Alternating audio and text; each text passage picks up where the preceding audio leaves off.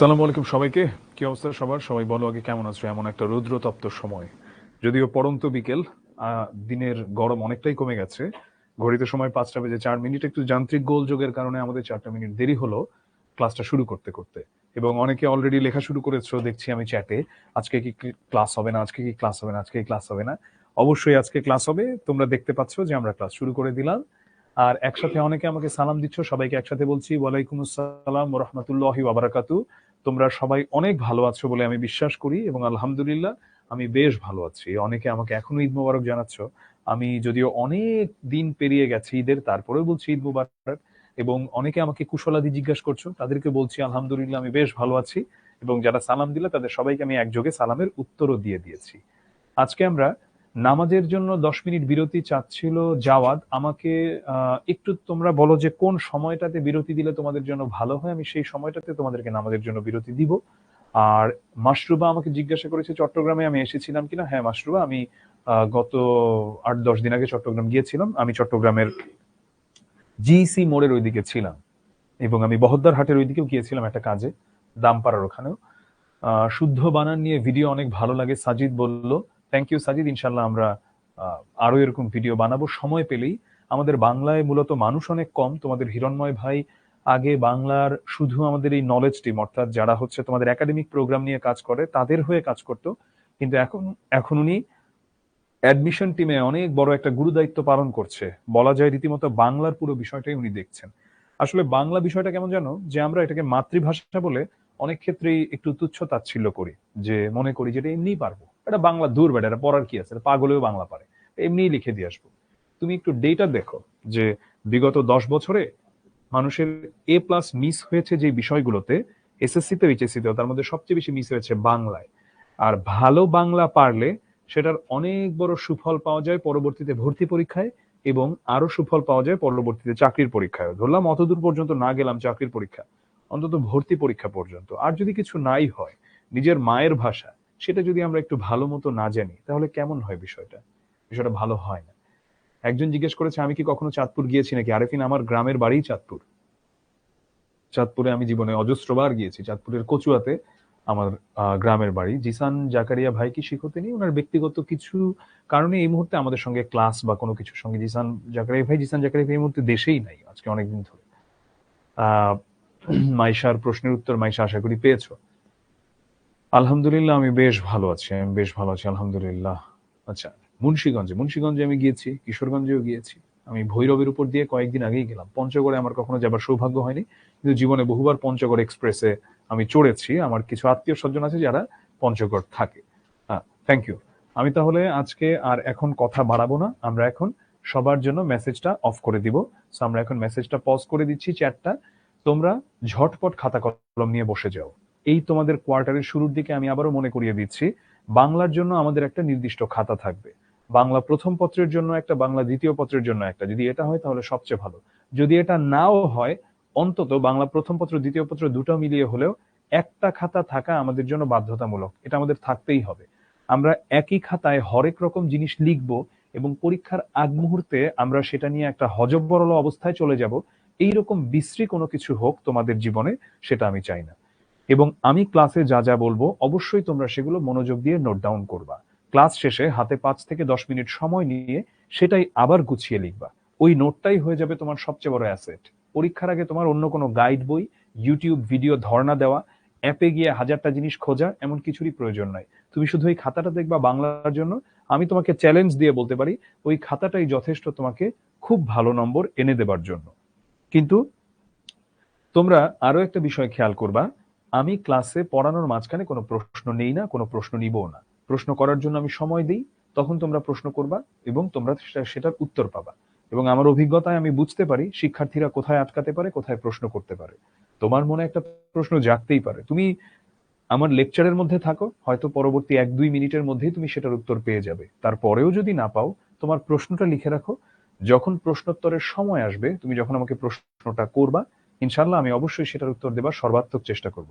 আর তোমাদের Facebook group তো আছেই, যেটা শিখর অন্যতম ডেডিকেটেড একটা ফিচার। আমি জানি না বাংলাদেশের আর কোন এডটেক এভাবে শিক্ষার্থীদের প্রশ্নগুলোর যথাসম্ভব চেষ্টা করে উত্তর দিয়ে দিতে। সেটাতে উত্তর দেওয়ার জন্য আমি আছি, তোমাদের অপূর্ব ভাই আছে, সে ক্লাস নেয় না কিন্তু পর্দার অন্তরালে কাজ করে বাংলার নানা রকম রিসোর্সেস নিয়ে। তোমাদের হিরণময় বাউলিয়া ভাই আছেন। তো উত্তর নিয়ে চিন্তা নাই, যদি মনে প্রশ্ন থাকে সেটা নিবারণ করার জন্যই বা সেই প্রশ্নের তৃষ্ণা মেটানোর জন্যই আমরা রয়েছি। চলে যাচ্ছি আমাদের আজকের পড়ায়। আমরা পড়বো আজকে রবীন্দ্রনাথ ঠাকুরের শুভা। আমার পরিচয়টা একটু ছোট করে দেই, যেহেতু কোয়ার্টারের শুরুর দিকে। আমি তোমাদের বয়সে পড়তাম কুমিল্লা ক্যাডেট কলেজে। আমি বাংলার সঙ্গে দীর্ঘ সময় ধরে আছি, বাংলা পড়ানোর সঙ্গে। এবং আমি আসলে বেশি বড় সময় ধরে পড়িয়েছি বাংলা মূলত জবের জন্য আর কি, যারা ব্যাংক জব, বিসিএস এর বাংলা। কিন্তু এখন তোমাদের বয়সী মানুষজনদেরকেও পড়ানো হয় অনেকদিন ধরেই। আর এমনিতে একটা বিদেশি সংবাদ মাধ্যমের সাথে কাজ করি, আর তার পাশাপাশি শিক্ষতে তো কাজ করছি। তো এই হলো আমার আপাতত, আমি যদি ছোট করে আমার ইন্ট্রোটা দিই সেটা। রেডিওতে দীর্ঘ সময় হোস্টিং করেছি, আরজে হিসেবে ছিলাম। সময় টেলিভিশনে একটা প্রোগ্রাম করতাম বঙ্গবন্ধু শেখ মুজিবুর রহমানকে নিয়ে। আর এই তো, এই হচ্ছে আমার ছোট পরিচয়। আমরা ক্লাসের শুরু, যেহেতু যেহেতু কোয়ার্টারের শুরুর দিকে, এগুলো নিয়ে একটু কথাবার্তা না বললেই নয়। চলে যাব আমরা আমাদের আজকের পাঠে। এবং আমরা আজকে যে লেখকটাকে নিয়ে পড়ব, বলা যায় যে সৃজনশীল প্রশ্ন আসবে মানেই রবীন্দ্রনাথ ঠাকুরকে নিয়ে একটা প্রশ্ন আসবেই, কাজী নজরুল ইসলামকে নিয়ে একটা প্রশ্ন আসবেই, হোক সেটা গদ্য কি পদ্য। রবীন্দ্রনাথ ঠাকুর সম্পর্কিত তথ্যগুলো আমাদের শুধু এসএসসিতেই নয়, বরং এইচএসসিতে, ভর্তি পরীক্ষায়, চাকরির পরীক্ষায়, যেখানে বাংলা সাহিত্য সম্পর্কিত কোনো প্রশ্ন আসবে সেখানে সাহায্য করবে। রবীন্দ্রনাথ ঠাকুর আমাদের সাহিত্যের এমন একটা অংশ যাকে অস্বীকার করে আমাদের সাহিত্যের পরিপূর্ণতা কখনোই সম্ভব নয়। আমরা আসলে করি কি, আমরা জাতি হিসেবে রোষানল বা কোপানল এটা খুব পছন্দ করি আমরা। হিংসা বিদ্বেষ, এটা কিন্তু খুব দুঃখজনক, কিন্তু এটা সত্য। এবং আমরা খুব দ্রুত একটা মানুষকে খারিজ করে দিই বা খারেজি বলে দিই, মানে বুঝাচ্ছি যে বাতিল বলে দিই একটা মানুষকে। ধরো তোমার একটা বিষয় আমার পছন্দ হয়নি, কিন্তু তোমার মধ্যে, তোমার 10টা গুণের মধ্যে একটা পছন্দ না হলেও 9টা জিনিস কিন্তু ছিল তোমার কাছ থেকে শেখার মতো। কিন্তু ওই যে একটা পছন্দ হলো না, এখন তুমি হচ্ছে আমার দুই চোখের বিষ, তোমাকে আমি দুই চোখে সহ্য করতে পারি না। তো বাঙালি হচ্ছে এই কাজটা খুব সুন্দর করে করে। রবীন্দ্রনাথ ঠাকুরের কিছু কিছু কাজের সাথে হয়তো সাংঘর্ষিকতা থাকতে পারে, সেটা ব্যক্তি রবীন্দ্রনাথকে নিয়েও আছে। এবং অনেক ক্ষেত্রে সাংঘর্ষিকতাটা থাকাটাই স্বাভাবিক। রবীন্দ্রনাথ ঠাকুরের কিছু কাজকর্ম অপছন্দ করা স্বাভাবিক। কিন্তু তার মানে এই নয় যে তুমি সাহিত্যে তিনি যে অবদান রেখেছেন সেটাকে তুমি কোনোভাবে কোনোভাবে ওটাকে তুমি অস্বীকার করতে পারো।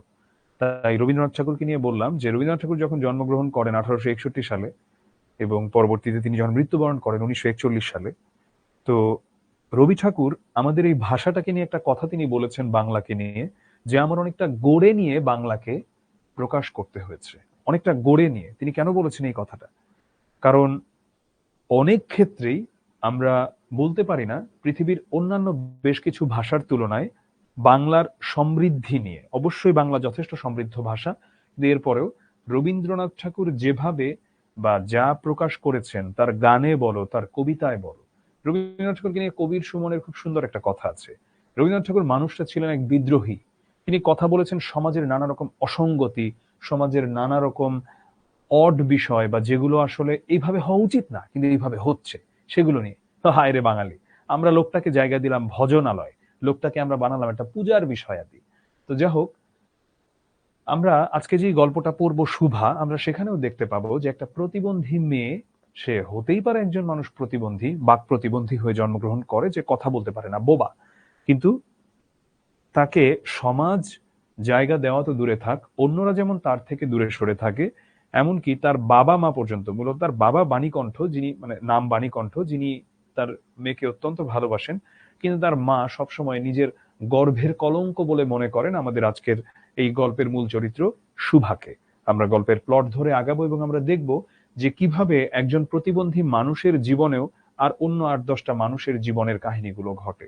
সেও কারো প্রেমে পড়ে, তারও কারো ভালো লাগে, তারও ইচ্ছে হয় যে প্রকৃতির মাঝে যেতে, জ্যোৎস্না দেখতে তারও ভালো লাগে, কিংবা যখন চারিদিক থই থই করছে ভরা পূর্ণিমায়, সেটা দেখে আমাদের এই গল্পের মূল চরিত্র শুভারও ভালো লাগে। আবার শুভাকে আমরা দেখতে পাই প্রতাপ নামের একটা ছেলের প্রেমে পড়ে সে। তো এই যে স্বাভাবিক অনুভূতিগুলো মানুষের, এর সবই কিন্তু সম্ভব একজন বাক প্রতিবন্ধী মানুষের জীবনে। আমি আমার অত্যন্ত এক নিকট আত্মীয়র কথা বলতে পারি। জন্ম থেকে আসলে সে আহ কথা বলতে পারে না বিষয়টা তা নয়, খুব ছোটবেলায় সে হচ্ছে একটা অতিরিক্ত সাউন্ডের কারণে তার কানের একটা পার্মানেন্ট একটা ড্যামেজ হয়ে যায়, এবং এরপর থেকে সে তার ভোকাল কর্ড ঠিক আছে, কিন্তু যেহেতু সে কিছু শুনতে পায় না, সে কথা বলতে পারে না। বর্তমানে সে পড়ছে রাজশাহী ইউনিভার্সিটিতে, বেশ ভালো একটা সাবজেক্ট, এবং সে কিন্তু কোনো প্রতিবন্ধী কোটায় পড়ছে না, সে অন্যান্য আমাদের মতোই পড়ছে।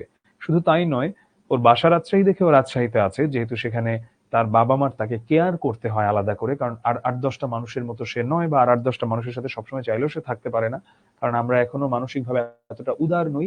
বাঙালিরা ইন জেনারেল বৃহদার্থে একটু ছোট লোক জাতীয় জাতি। এটা বলতে খারাপ শোনায়, কিন্তু এটাই সত্য। তো এই জন্যে সে রাজশাহী বিশ্ববিদ্যালয়ে পড়ছে। মানে আমি যেটা বলছি যে সে আরো বেশ কিছু ভালো বিশ্ববিদ্যালয়, আমি বলছি না রাজশাহী বিশ্ববিদ্যালয় খারাপ, বাট যেমন সে সাস্টে সিএসসি পেয়েছিল, কিন্তু সেখানেও পড়ে নাই, কারণ সিলেট গিয়ে থাকতে হবে বলে। তো যেটা আমরা বলছিলাম সেটা হলো যে সমাজের এই অসঙ্গতি নিয়ে খুব সুন্দর করে আলোকপাত করেছেন এই শুভা গল্পে রবীন্দ্রনাথ ঠাকুর। রবীন্দ্রনাথ ঠাকুরকে নিয়ে আমরা এবারে কিছু তথ্য যেন না জানলেই নয়। 25শে বৈশাখ 1268 সাল, যেটা ছিল ইংরেজিতে গ্রেগরিয়ান ক্যালেন্ডারে 7ই মে 1861 খ্রিস্টাব্দ, কলকাতার জোড়াসাঁকোর ঠাকুর পরিবারে জন্মগ্রহণ করেন। রবীন্দ্রনাথের আতুর ঘর, যেখানে রবীন্দ্রনাথ জন্মেছিলেন, সেই ঘরটাতে আমি গিয়েছি। তো এখনো ঘরটাকে খুব সুন্দর করে সংরক্ষণ করে রাখা হয়েছে, এবং ঠাকুর পরিবারের ওটাই ছিল আতুর ঘর। আর রবীন্দ্রনাথ ঠাকুরের জন্ম, বেড়ে ওঠার পেছনে, রবীন্দ্রনাথ হবার পেছনে তিনি পূর্ণ ক্রেডিট দেন হচ্ছে তার ঠাকুর পরিবারকে। তুমি যদি সেই জমিদার বাড়িটা দেখো জোড়াসাঁকোতে, যে কলকাতায়, তোমার কাছে ওটাই মনে হবে যে এইরকম একটা জায়গায় থেকে একজন রবীন্দ্রনাথ জন্মেছেন, তাতে আমি খুব একটা অবাক হচ্ছি না। কিংবা তুমি যদি সেই রবীন্দ্রনাথের ঠাকুর পরিবারের অ্যাক্টিভিটিস গুলা দেখো, ভাই ভাবি থেকে শুরু করে প্রতিটা মানুষের মধ্যে যেই ধরনের সৃষ্টিশীলতা আমরা দেখি, বা যেই ধরনের সৃজনশীল কর্মকাণ্ডের বিষয়াদি আমরা দেখতে পাই, মানে ভাবাই যায় না এইরকম একটা পরিবার থেকে একজন রবীন্দ্রনাথ জন্মেছেন। ওটাকে অনেকাংশেই বলা যায় যে এটা মেনে নেবার মতোই, কিন্তু তারপরেও ঈশ্বর প্রদত্ত একটা অসম্ভব গুণবান মানুষ ছিলেন রবীন্দ্রনাথ ঠাকুর, কারণ প্র্যাকটিস করে কেউ কোনোদিন রবীন্দ্রনাথ ঠাকুর হতে পারবে না। রবীন্দ্রনাথ ঠাকুর যে জমিদারের পুত্র ছিল, এটা নিয়ে আবার নানা মানুষের নানা রকম কথাবার্তা ছিল। তো আমি নাম উল্লেখ করছি না, আমাদের এই বাংলা সাহিত্যের আরেক বিখ্যাত লোক, তিনি হিংসা ভরেই তিনি কথাটা লিখেছিলেন একবার, যে ঠাকুর বাড়ির রবি সেও আবার কবি, মানে তাকে তাচ্ছিল্য করে। তো এই যে তাকে তাচ্ছিল্য করা, বা এখন আরে ও টাকা আছে, তো বড়লোকের পোলা, এই জন্য কবেছে, বড়লোকের পোলা হলেই কেউ লিখে ফেলতে পারেন এরকম, তাহলে সব বড় লোকের পোলাই হচ্ছে অনেক কিছু হয়ে যেত। তো ওইটা একটা স্বাভাবিক ব্যাপার, যেহেতু মানুষের মধ্যে পরশ্রী কাতরতা থাকে, বাঙালির মধ্যে এটা আরো বেশি থাকে। তো রবীন্দ্রনাথ ঠাকুরকে নিয়ে যদি বলতে হয় কথা, প্রথমে আসে ঠাকুর পরিবারের কথা। তার পিতা ছিলেন মহর্ষি দেবেন্দ্রনাথ ঠাকুর এবং মা ছিলেন সারদা দেবী। তার পিতামহ ছিলেন প্রিন্স দ্বারকানাথ ঠাকুর। মোটামুটি এই মানুষটাকে বলা যায় যে ঠাকুর পরিবারের যে এই উত্থান, তার পেছনের নেপথ্যে নায়ক ছিলেন এই প্রিন্স দ্বারকানাথ ঠাকুর। আর মাতা পিতার ছিলেন তিনি চতুর্দশ সন্তান এবং এইট সন, অষ্টম পুত্র ছিলেন তিনি। রবীন্দ্রনাথ ঠাকুর ভানুসিংহ ঠাকুর নামে লিখেছেন। 22শে শ্রাবণ, যেটা ছিল, 22শে শ্রাবণ নামে একটা মুভি আছে, 1348 বঙ্গাব্দ, ইংরেজি 7ই আগস্ট 1941 সাল। রবীন্দ্রনাথ ঠাকুর তার নিজের দেহ নিয়ে একটা মন্তব্য করেছিলেন, যে তার বডি কোনোদিন তার সাথে বিট্রে করে নাই। তুমি যদি ওনার ডেইলি স্কেডিউলটা দেখে থাকো ঠাকুর বাড়িতে, তিনি অনেক স্কুলে, ওরিয়েন্টাল স্কুলে ছিলেন, তারপরে আরো বেশ কয়েকটা স্কুলে গিয়েছিলেন, কিন্তু যেই পাঠ তিনি সম্পন্ন করেন নাই। কিন্তু ঠাকুর বাড়িতে তার যেই কারিকুলাম ছিল, তার দিন শুরু হতো হচ্ছে কুস্তির মধ্য দিয়ে, মানে শারীরিক কসরত, এবং খুবই ফিজিক্যালি ফিট একজন মানুষ ছিলেন রবীন্দ্রনাথ ঠাকুর। কিন্তু জীবনের শেষে তার যেটা হয়, তার কিডনি ফেইলিওর করে, এবং অ্যালোপ্যাথি চিকিৎসার প্রতি একটু ভয় তার ছিল। হোমিওপ্যাথি চিকিৎসা নিয়েছেন কিছুদিন অ্যালোপ্যাথি চিকিৎসার পরে। পরবর্তীতে ঠাকুর বাড়িতে, ঠাকুর বাড়ির ভেতরে ওখানেই তৎকালীন যারা ভারতবর্ষের শ্রেষ্ঠ ডাক্তার, তারা একটা অপারেশন করে, ওখানে একটা অপারেশন থিয়েটার তৈরি করে, কিন্তু শেষ পর্যন্ত রবি ঠাকুরকে বাঁচানো যায়নি। রবি ঠাকুর কিন্তু মৃত্যুবরণ করে 7ই আগস্ট 1941 সাল দুপুরবেলা, যখন আকাশবাণীতে প্রচার করা হলো যে রবি ঠাকুর আর নেই, কবিগুরু আর নেই, তিনি চলে গেছেন এই ইহলোকের মায়া ত্যাগ করে। সমগ্র কলকাতার মানুষ যেন রাস্তায় নেমে এলো। তিল ধারণ করবার কোনো জায়গা নাই, এমন ভাবে পুরো রাস্তা জুড়ে শুধু মানুষের ঢল, সব একযোগে জোড়াসাঁকোর ঠাকুর বাড়ির দিকে রওনা। এবং এতটাই ব্লক হয়ে গেল পুরো কলকাতা শহরটা, কলকাতা শহর কিন্তু যথেষ্ট বড় শহর, কলকাতা শহর এতটাই ব্লক হয়ে গেল যে তোমরা জানো যে সনাতন ধর্মাবলম্বীদের যে নিয়ম মুখাগ্নি দিতে হয়, রবীন্দ্রনাথের নিজের ছেলে মুখাগ্নি দিতে যেতে পারেন নাই ওই শ্মশান পর্যন্ত। পরবর্তীতে রবীন্দ্রনাথ ঠাকুরকে মুখাগ্নি দেয় রবীন্দ্রনাথের ভাইয়ের ছেলে, তাও সেখানে গিয়েছেন। তোমরা যদি কখনো হাওড়া ব্রিজটা দেখে থাকো, সো সেই হুগলি নদী রবীন্দ্রনাথের শ্মশানটা যেখানে, তো তিনি ওখানে ওই মানে তোমার বাই ওয়াটার সে গিয়েছে, জল যোগে, মানে তোমার নৌকা নৌকা দিয়ে গিয়েছে আর কি। সে ওখানে রাস্তা ব্লক যখন রবীন্দ্রনাথ ঠাকুর মারা গিয়েছেন, সেটা ছিল 7 আগস্ট 1941 খ্রিস্টাব্দ, এবং কলকাতাতেই তার শেষ নিঃশ্বাস ত্যাগ করেন। এবং যেই মানুষটা মৃত্যুর 7-8 দিন আগেও তার অনেক বিখ্যাত বিখ্যাত লেখা তিনি লিখে গিয়েছেন। চাইলেই তো আর কেউ লিখতে পারে না এত সুন্দর করে যে যখন পড়বে না মোর পায়ের চিহ্নই বাটে, আমি বাইব না, আমি বাইব না মোর খেয়া তরি। এত সুন্দর করে যে লিখেছেন তার প্রতিটা লেখা, তুমি যদি বলো সেটা হোক তার গান, হোক কবিতা, কিংবা গল্প উপন্যাস, কিংবা নাটক, তো একটা মানে মানে কি বলবো, যে ফাইন টিউনড কোনো কিছু দেখতে হলে সেটা রবীন্দ্রনাথের যে কোনো সৃষ্টিকর্মকে দেখলে সেটা বোঝা যায় যে কত সুন্দর করে তিনি লিখেছেন প্রতিটা বিষয়াদিকে। রবীন্দ্রনাথ বাল্যকালে ওরিয়েন্টাল সেমিনারি স্কুলে পড়েন, normal school, Bengal academy, Saint Xavier school, এগুলো নানা জায়গায় তিনি পড়েন, কিন্তু কোনোটারই পাঠ তিনি চুকাতে পারেননি। মাত্র 17 বছর বয়সে ব্যারিস্টারি পড়তে তিনি ইংল্যান্ড যান, কিন্তু সেখানেও তিনি শেষ করতে পারেননি তার কোর্স। তবে গৃহশিক্ষকের কাছ থেকে তার জ্ঞানার্জনের কোনো ত্রুটি হয়নি। 1884 খ্রিস্টাব্দ থেকে রবীন্দ্রনাথ তার পিতার আদেশে বিষয়কর্ম পরিদর্শনে নিযুক্ত হন, এবং ওই সময় কিন্তু উনি একটা দীর্ঘ সময় বাংলাদেশে ছিলেন। কিন্তু উনি তখন 1890 থেকে, তো তিনি কুষ্টিয়ার শিলাইদহে গিয়েছিলেন। তোমরা যারা ওই আশেপাশের এলাকায় আছো, আমি অবশ্যই বলবো এখানটা কোনো একটা দিন ঘুরে আসতে। ঠাকুরবাড়ি, যেখানে তিনি তার অনেক বিখ্যাত বিখ্যাত রচনা কিন্তু করেছেন তিনি। এমনকি সোনার তরী যে কবিতাটা আমরা পড়ি ওটাও কিন্তু এখানে লেখা, এমনকি আমার সোনার বাংলা আমি তোমায় ভালোবাসি, ওগুলাও এখানে লেখা। এসিটা একটু কাইন্ডলি 24 করে দাও। এসিটা এই যে, এসিটা একটু কাইন্ডলি 24 করে দাও। আর উনি সিরাজগঞ্জেও ছিলেন, সিরাজগঞ্জের শাহজাদপুরে ছিলেন, কারণ ওখানে তার জমিদারি ছিল ওদের ঠাকুর পরিবারের। বাল্যকালেই তার কবি প্রতিভার উন্মেষ দেখা যায়। মাত্র 15 বছর বয়সে তার বনফুল কাব্য প্রকাশিত হয়। তিনি একাধারে ছিলেন একজন সাহিত্যিক, তিনি একজন গ্রেট ফিলোসফার ছিলেন, শিক্ষাবিদ, সুরকার, নাট্য প্রযোজক, অভিনেতা। কাব্য, ছোট গল্প, উপন্যাস, নাটক, প্রবন্ধ, গান, সাহিত্যের সকল শাখায় তার অবদান আমরা দেখতে পাই। 1913 সালে রবীন্দ্রনাথ গীতাঞ্জলির জন্য তিনি এশীয়দের মধ্যে সাহিত্যে প্রথম নোবেল পুরস্কার লাভ করেন, এবং গীতাঞ্জলির যে ইংলিশ ভার্সনটা ছিল সং অফারিংস, সেটার জন্য তিনি করেন। আর মানে তিনি বাংলা ভাষা ও সাহিত্যের জন্য এটা বলবো একটা নবদিগন্ত উন্মোচনের মতো ছিল যখন রবীন্দ্রনাথ ঠাকুর এই মানে নোবেল পুরস্কার লাভ করলো। এবং অনেকে একটা ভুল ধারণা করে যে William Butler Yeats, WB Yeats, উনি হচ্ছেন এটা অনুবাদ করেছেন, না, রবীন্দ্রনাথ ঠাকুর নিজেও অনুবাদ করেছেন। এটা উনি হচ্ছেন ভূমিকা অংশটা ওনার লেখা আর কি, উইলিয়াম বাটলার ইয়েটস। আর রবীন্দ্রনাথ ঠাকুর যখন নোবেল পায়, সেই নোবেল পাবার পরে সেখানে তাকে সংবর্ধনা বা তাকে অভিবাদন জানানোর জন্য এত কিছু, ওখানে তুমি এখনো শান্তিনিকেতনের মিউজিয়ামে গেলে দেখতে পাবা। তো আমার বেশ অনেকবার যাওয়া হয়েছে।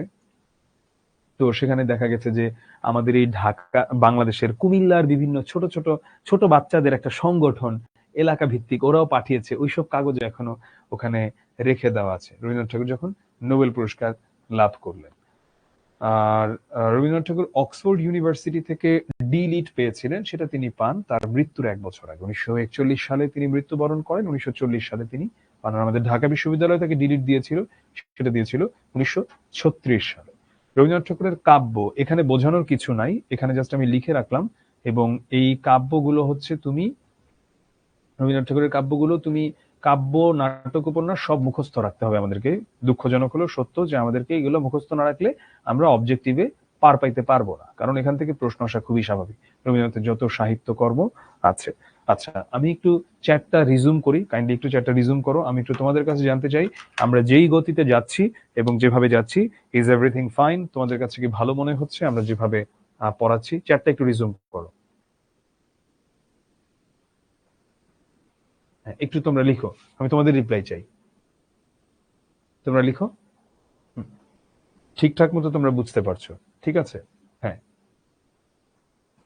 আমি জিজ্ঞাসা করেছি যে সবকিছু ঠিকঠাক মতো বুঝতে পারছো কিনা, এখন আসলে মাঝখানে ভাইয়া কুমিল্লা গেছেন কিনা এই প্রশ্নের উত্তরটা আসলেই একটু মানে অসমীচীন হয়ে গেল। ঠিক আছে, আমরা ইয়ে করি, কি বলে যে আমরা হচ্ছে চ্যাটটা অফ করে দেই। আচ্ছা, বাই দ্য ওয়ে, কুমিল্লা না যাওয়ার তো কোনো কারণ নাই। আমি কুমিল্লায় থাকতাম, কোটবাড়িতে। আমি পড়াশোনা করেছি কুমিল্লা ক্যাডেট কলেজে, সো আমি 6 বছর ছিলাম কুমিল্লায় ওখানে। হুম, আচ্ছা, হুম, চ্যাটটা একটু পজ করে দিই।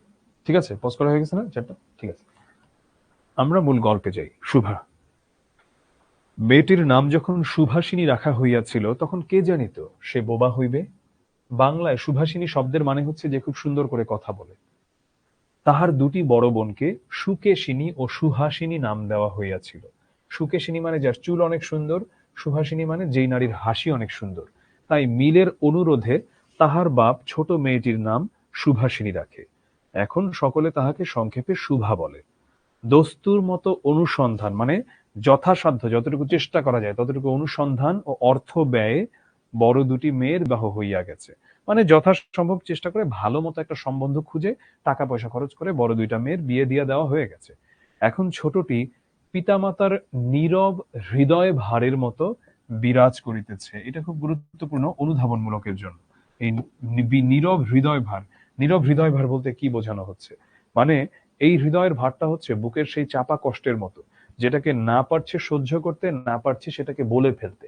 তাই এই মেয়েটাকে, কারণ যেহেতু মেয়েটা বাক প্রতিবন্ধী, মেয়েটাকে চাইলেও বিয়ে দেওয়া যাচ্ছে না ঠিকঠাক, সো তখন হচ্ছে এই কথাটা আসে।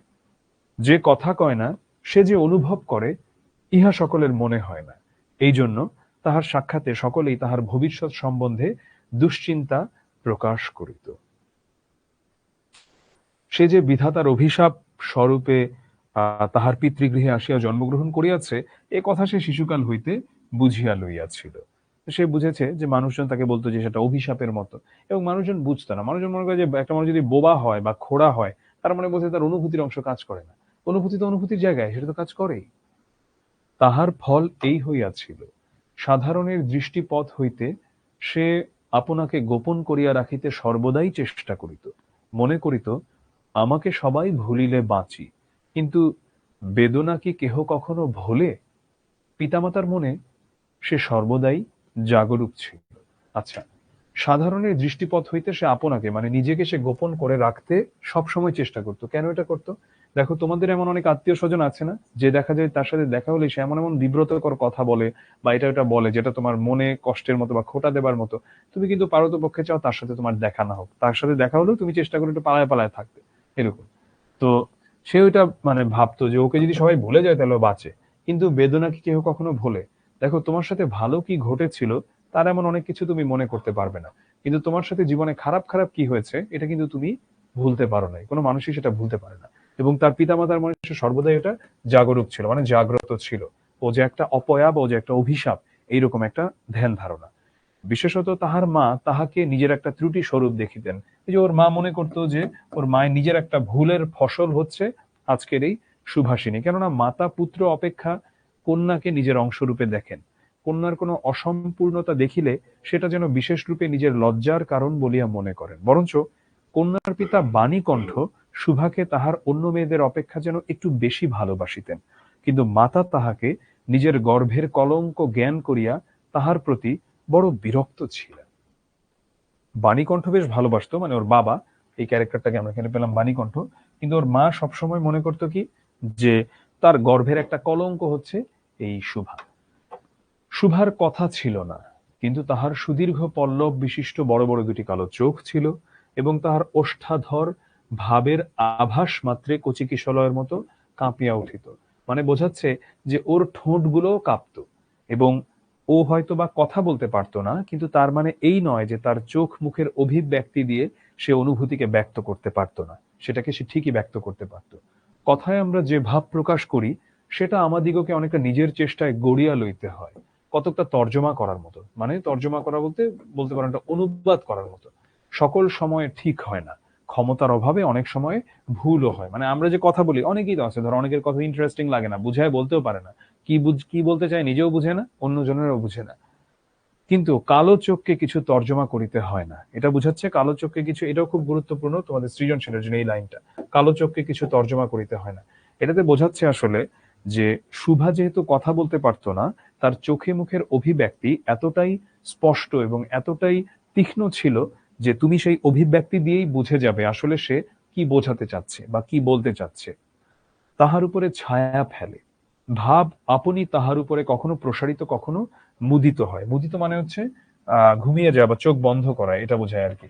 তো এখানে বোঝাচ্ছে যে তার ওই চোখের ভাষাই অনেক কিছু বুঝে ফেলানো যায়। কখনো উজ্জ্বল ভাবে জ্বলিয়া ওঠে, কখনো ম্লান ভাবে নিবিয়া আসে, ঠিক আছে, কখনো ম্লান ভাবে নিবিয়া আসে, কখনো অস্তমান চন্দ্রের মতো মানে ডুবে যাচ্ছে অনিমেষ ভাবে চাহিয়া থাকে, কখনো দ্রুত চঞ্চল বিদ্যুতের মতো দিক বিদিকে ঠিক ক্রিয়া ওঠে। আচ্ছা, মানে নানাভাবে, মোট কথা এখানে বর্ণনাগুলো দিচ্ছে যে তার অনুভূতিগুলো কিভাবে সে প্রকাশ করে। মুখের ভাব বই আজন্মকাল যাহার অন্য ভাষা নাই, মানে মুখের ভাব তো তার নাই, সে তো ছোটবেলা থেকে তো কথা বলতে পারে না। তাহার চোখের ভাষা অসীম উদার এবং অতল স্পর্শ গভীর। তার চোখের ভাষা অসীম উদার এবং অতল স্পর্শ গভীর, অনেকটা স্বচ্ছ আকাশের মতো, অনেকটা স্বচ্ছ আকাশের মতো তার চোখের ভাষা। উদয়াস্ত এবং ছায়ালোকের নিস্তব্ধ রঙ্গভূমি। এই বাক্যহীন মানুষের মধ্যে বৃহৎ প্রকৃতির মতো একটা বিজন মহত্ব আছে, মানে একটা নির্জন একটা মহত্ব আছে, কারণ সে তো কথা বলতে পারে না, কিন্তু তার চোখে মুখের অভিব্যক্তি দিয়েই সে প্রকাশ করতে পারে। বা ওই চোখ যে মনের কথা বলে ওটার মতো, তুমি ওর চোখ দেখেই বুঝে যাওয়া যায় সে আসলে কি বলতে চাচ্ছে। এই জন্য সাধারণ বালক বালিকারা তাহাকে এক প্রকার ভয় করিত, তাহার সহিত খেলা করিত না, সহিত মানে সাথে, তার সাথে খেলতো না। সে নির্জন দ্বিপ্রহরের মতো শব্দহীন এবং সঙ্গীহীন। আপাতত আমি প্রহরের এক্সপ্লেনেশনে যাচ্ছি না। রাত্রি প্রথম প্রহর, দ্বিতীয় প্রহর, চতুর্থ প্রহর, তৃতীয় প্রহর, এক একটা প্রহর 3 ঘন্টা ধরে হয়। নির্জন দ্বিপ্রহর বলতে মূলত দুপুরের বেলা বোঝাচ্ছে। এটাকে বলতে পারো, আমাদের একটা বাংলায় সুন্দর উপমা আছে, অলস দুপুর। অলস দুপুরে কি হয়? অলস দুপুরে আমরা যদি একটু গ্রাম বাংলার দিকে তাকাই তাহলে দেখব যে যারা কাজ করার তারা কাজে চলে গেছে, এবং আহ খাওয়া দাওয়া শেষে বাড়ির মানুষ একটু ভাত ঘুম দিচ্ছে, তো একটা নিস্তব্ধতা সেখানে বিরাজমান, ওটার কথাই এখানে বলা হচ্ছে। গ্রামের নাম চণ্ডীপুর, এটা হচ্ছে আমাদের এই সুভারা যেখানে থাকে, বাণীকণ্ঠ যেখানে থাকে, এটা খুব গুরুত্বপূর্ণ জ্ঞানমূলকের জন্য। নদীটি বাংলাদেশের একটি ছোট নদী, গৃহস্থ ঘরের মেয়েটির মতো, বহুদূর পর্যন্ত তাহার প্রসার নহে। নিরলসা তন্বী নদীটি আপনকুল রক্ষা করিয়া কাজ করিয়া যায়, দুই ধারের গ্রামের সকলেরই সঙ্গে তাহার যেন একটা না একটা সম্পর্ক আছে। কি উপমা, কি তুলনা রবীন্দ্রনাথ ঠাকুরের। মানে এই নদীটাকে তিনি তুলনা করছেন এমন যে নদীটা যেহেতু বয়ে চলেছে গ্রাম দিয়ে, গ্রামের দুই ধারের মানুষই এখান থেকে পানি ব্যবহার করছে, সেটা হোক সেচ কাজে, কিংবা হোক সেটা গোসল করার জন্য, হোক সেটা নিজের গৃহস্থালির কাজে। তো এটা যেন সেই নিরলসা, সেই মানে এই তো নিরলসা তন্বী নদীটি হচ্ছে কি, তন্নি মানে হচ্ছে দেহ। তো এখানে আসলে বোঝাচ্ছে কি যে এটা সেই গৃহস্থ ঘরের মেয়েটির মতো, সবার জন্য কাজ করে যায়, সবার জন্য নিজে কিছু না কিছু একটা করে যাচ্ছে। মানে তার কাছ থেকে উপকৃত হচ্ছে না ঘরে গৃহস্থে এমন মানুষ নাই।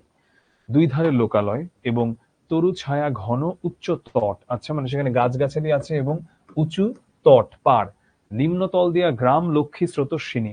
গ্রাম লক্ষ্মী স্রোতস্বিনী কি? স্রোতস্বিনী মানে হচ্ছে নদী। গ্রাম লক্ষ্মী কেন বলা হচ্ছে? তার কারণ হলো যে এই গ্রামের জন্য এই নদীটা হচ্ছে একটা আশীর্বাদ স্বরূপ, কারণ নানা কাজে এই নদীর পানি তারা ব্যবহার করে।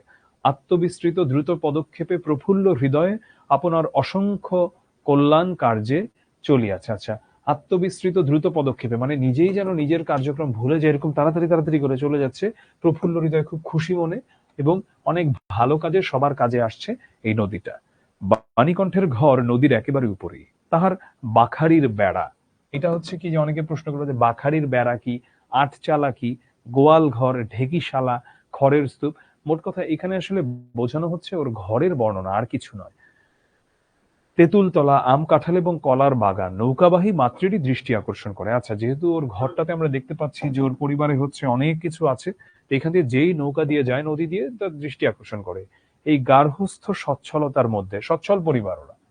বোবা মেয়েটি কাহারও নজরে পড়ে কিনা জানি না, কিন্তু কাজকর্মে যখনই অবসর পায় তখনই সে এই নদী তীরে আসিয়া বসে। কে বসে নদী তীরে আসিয়া? শুভা। প্রকৃতি যেন তাহার ভাষার অভাব পূরণ করিয়া দেয়, যেন তাহার হইয়া কথা কয়। নদীর কলধ্বনি, লোকের কোলাহল, মাঝির গান, পাখির ডাক, তরুর মর্মর সমস্ত মিশিয়ে চারিদিকের চলাফেরা আন্দোলন কম্পনের সহিত এক হইয়া সমুদ্রের তরঙ্গ রাশির ন্যায় বালিকার চিরনিস্তব্ধ হৃদয় উপকূলের নিকটে আসিয়া ভাঙিয়া ভাঙিয়া পড়ে। কি লেখা রবীন্দ্রনাথের! দেখো এখানে প্রতিটা ধ্বনি বা প্রতিটা কথার কথা উনি বলছেন, যেগুলো সরাসরি কোনো মানব নিঃসৃত কোনো কথা নয়। কারণ ও যেমন কথা বলতে পারে না, প্রকৃতিও আলাদা করে এমন সুন্দর শব্দের পর শব্দ বাক্য গঠন করে কথা বলতে পারে না। কিন্তু প্রকৃতির মাঝেও কিছু শব্দ আছে। সে হলো নদীর কলধ্বনি, মাঝির গান, পাখির ডাক, তরুর মর্মর। এই সব মিলিয়ে সেটা যেন এসে ওই ওর যে চিরনিস্তব্ধ হৃদয়, সেটাই ওটার উপকূলে এসে যেন ভেঙে পড়ে। প্রকৃতির এই বিবিধ শব্দ এবং বিচিত্র গতি, ইহাও বোবার ভাষা। বড় বড় চক্ষু পল্লব বিশিষ্ট সুভার যে ভাষা, তাহারই একটা বিশ্বব্যাপী বিস্তার। তো লেখকের মতে এই যে প্রকৃতির যে বিবিধ শব্দ হচ্ছে, বিচিত্র গতিতে চলাফেরা, এটাও বোবার ভাষা, ওর মতোই। সুভার যেই ভাষা, যেটা শুধু সে অভিব্যক্তি দিয়ে প্রকাশ করে, প্রকৃতির ভাষাও সেই একই রকম ভাষা।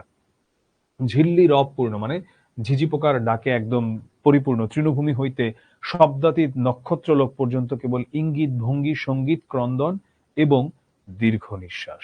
ঝিল্লি রবপূর্ণ, যেই জায়গাটাতে প্রচন্ড রকম ঝিঝি পোকার ডাক, অনেক সাউন্ড হচ্ছে। আবার যেখানে শব্দাতীত নক্ষত্রলোক, যেখানে কোনো শব্দ নাই সেই নক্ষত্রলোকের, সেখান পর্যন্ত ইঙ্গিত, ভঙ্গি, সঙ্গীত, ক্রন্দন এবং দীর্ঘ নিঃশ্বাস। এবং মধ্যাহ্নে যখন মাঝিরা জেলেরা খাইতে যাইত, দুপুরবেলা গৃহস্থেরা ঘুমাইত, পাখিরা ডাকিত না, খেয়া নৌকা বন্ধ থাকিত, স্বজন জগৎ সমস্ত কাজকর্মের মাঝখানে সহসা থামিয়া গিয়া, সহসা মানে হচ্ছে অকস্মাৎ বা হঠাৎ, থামিয়া গিয়া ভয়ানক বিজন মূর্তি ধারণ করিত। মানে বিজন মূর্তি মানে হচ্ছে একদম নির্জন এমন একটা অবস্থা, যে অলস দুপুরের কথা বলছি, কারণ তখন কিছুই চলছে না, মনে হচ্ছে চারিদিকে একটা নিস্তব্ধতা।